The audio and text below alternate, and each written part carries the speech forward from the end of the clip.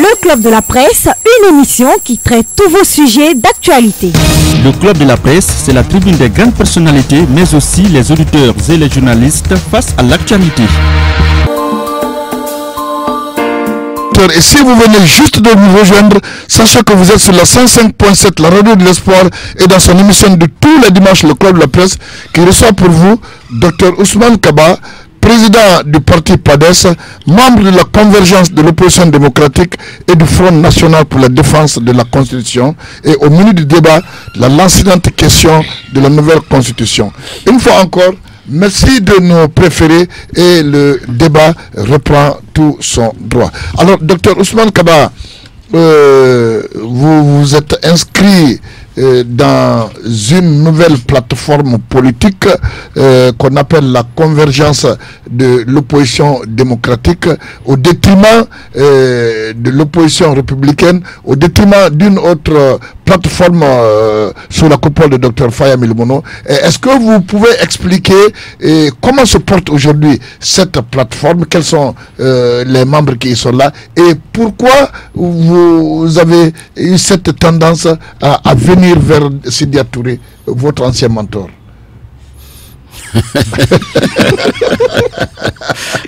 D'abord, la question est très tendancieuse.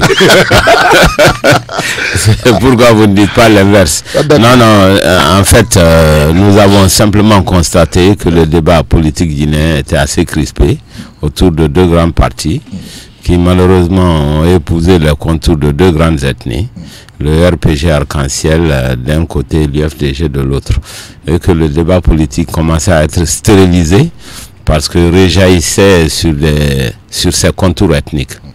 Et c'est l'une des raisons qui ont fait que nous nous sommes retrouvés dans une autre opposition qui s'appelle l'opposition, la convergence de l'opposition démocratique. Ce n'est pas seulement avec Sidya Touré, hein, il y a Monsieur Lansana Kouyaté, il y a Monsieur Matos, il y a Sidya Touré, il y a Monsieur Baouri, etc. Donc cette alliance politique se met résolument dans l'opposition. Et quand elle est née, il y a eu beaucoup de personnes qui ont dit: est-ce que vous allez vous battre contre l'Alliance républicaine? J'ai dit que ça n'a même pas de sens. Si vous êtes dans l'opposition, ça veut dire que vous devez vous battre normalement contre le pouvoir. C'est le pouvoir, vous ne partagez pas les stratégies et les politiques du pouvoir. Ce n'est pas une opposition qui va se battre contre une autre opposition, c'est complètement illogique.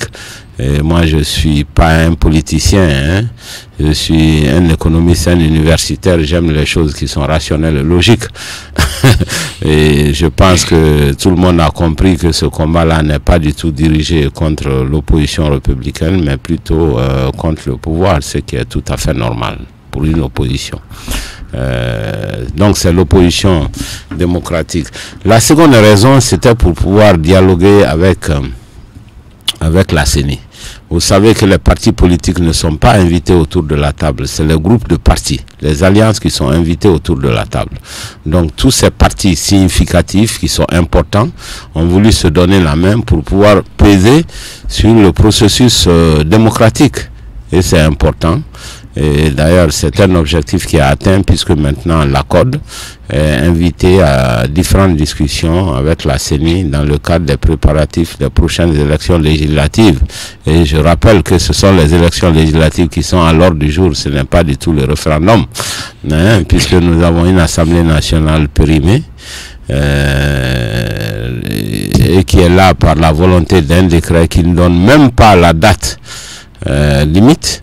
Donc ça, c'est contraire à toutes les lois du pays et contraire à la séparation des pouvoirs. Voilà. Alors, docteur, est-ce que cet émiettement de l'opposition ne peut pas nuire à l'efficacité de votre combat? Oh là là, d'abord, il n'y a même pas d'émiettement. Oui, attendez. De l'autre côté, l'opposition républicaine l'accorde. Oui, mais dans quelle situation nous étions? Nous avions une opposition républicaine et nous avons beaucoup de partis politiques de l'opposition dispersés. Et ce sont ces partis qui ne font pas partie de l'opposition républicaine qui se sont regroupés dans le cadre d'une deuxième alliance de l'opposition. Donc, ça regroupe plutôt l'opposition que ça la disperse. Mais docteur, à vrai dire, quand il y a des blocs de partis qui se réunissent pour former une plateforme politique, cela sous-entend et ça annonce une différence dans la vision politique. Sinon, il n'y a pas de raison que votre code et celui de Dr Faya et autres ne se retrouvent avec l'opposition républicaine dirigée par Alassane Diallo pour baliser en tout cas un projet de combat politique pour une alternance. C'est pas possible. Non, mais c'est pas du tout vrai ce que vous dites. Nous avons une opposition républicaine qui est là depuis longtemps. Et je rappelle que ce soit l'UFR, que ce soit le PDN étaient membres de cette opposition républicaine. Et ainsi que M. Mais qui ont quitté. Mais bien sûr, ils ont quitté. Pourquoi? Je n'en sais rien. Mais vous devez le savoir. Non, pas du tout, parce que je n'étais pas directement intéressé. Ça veut dire qu'ils avaient des divergences. Voilà. Au lieu de rester éparpillés, si les gens se regroupent dans une seconde opposition qui s'appelle l'opposition démocratique, je pense que c'est une bonne chose. Ça renforce l'opposition. Oui. Est-ce que cette nouvelle opposition, cette nouvelle structure n'entretient pas, si vous voulez, les récriminations, les rancœurs nées de leur premier groupe, docteur? Écoute, moi je n'ai jamais fait partie de l'opposition républicaine. Je ne peux pas te dire ce qui est dans leur cœur pendant leur alliance à l'époque. Je suis très mal placé. Mais ce sont vos amis, c'est votre ami. Attendez, c'est votre ami. Écoutez, ça ne veut pas dire que je suis au courant de ce qui s'est passé. C'est eux qui avaient été dans l'opposition républicaine, c'est eux qui sont sortis de l'opposition républicaine et on s'est retrouvé dans une nouvelle opposition qu'on appelle l'opposition démocratique. Je ne suis pas comptable de leur histoire passée et de leur friction avec l'UFDG. Et de toute façon, ça ne m'intéresse pas. Moi, ce qui m'intéresse, comment enraciner la démocratie en Guinée, comment assurer une transition pacifique,